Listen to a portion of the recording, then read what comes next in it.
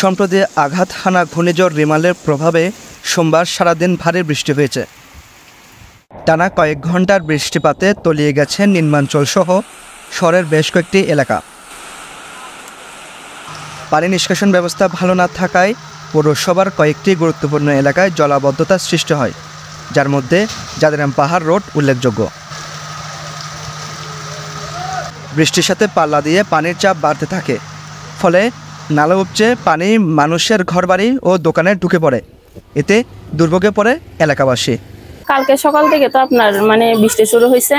বৃষ্টি হওয়ার পর থেকে আস্তে আস্তে ক্রমান্বয়ে পানি বাড়তেছে। পানি বাড়ার পর একদম এখানে আপনার কোমর সমান পুরো পানি হয়ে গেছে।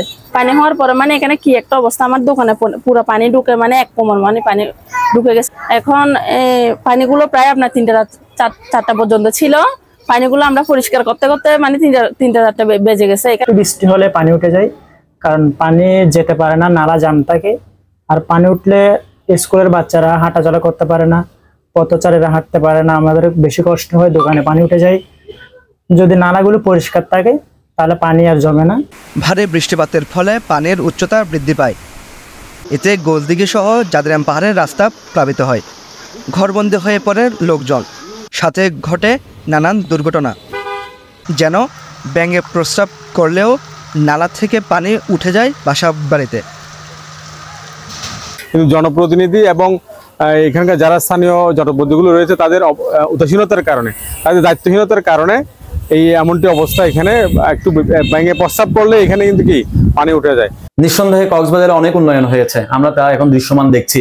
কিন্তু কক্সবাজারে যে জলবদ্ধতার সমস্যা, বিশেষ করে আমাদের গোলদিঘির পার হয়ে বৌদ্ধ মন্দির পর্যন্ত যে সড়কটা অতি গুরুত্বপূর্ণ, তো এখানে অল্প একটু বৃষ্টি হলেই এখন গতকালের বৃষ্টিতেও আমরা হাঁটু পরিমাণ পানির সমস্যায় পড়েছি। ভুক্তভোগী এলাকাবাসী জানায়, জলাবদ্ধতার কারণে সাধারণ মানুষ কর্মস্থলে ও শিক্ষার্থীদের শিক্ষা প্রতিষ্ঠানে যাওয়া বন্ধ থাকে। নিষ্কাশনের অভাবে নালার ময়লা পানি দোকানপাট ও ঘরবাড়িতেও ঢুকে পড়ে। দুর্ভোগের সীমা থাকে না শহরবাসীর। পাহাড় কাটা বন্ধ না হলে জলাবদ্ধতার এই অভিশাপ থেকে মুক্তি সম্ভব নয় বলে দাবি তাদের। হ্যাঁ, কালকে এখানে দোকানে অনেক পানি উঠছিল, সকালবেলা এসেই শুধু ওগুলো করছে, আর কিছু করতে পারি না। নালা পরিষ্কার তো করতে হবে, ওরা করলে হয়তো ওদেরকে নিষেধ করতে হবে নালায় যাতে ময়লা না ফেলে, কিন্তু ওখানে সবাই ফেলে। আবার এদিকে দেখা যায় যে পরিষ্কার করা হয় না, যার ধরনে এখানে ময়লা পানি হয়ে যায়। গতকালকে মোটামুটি আধা ঘন্টার মতো ছিল পানিটা, বৃষ্টিও বেশি ছিল, বাতাসও বেশি ছিল, যার কারণে পানিটাও মোটামুটি ভালোই হয়েছিল।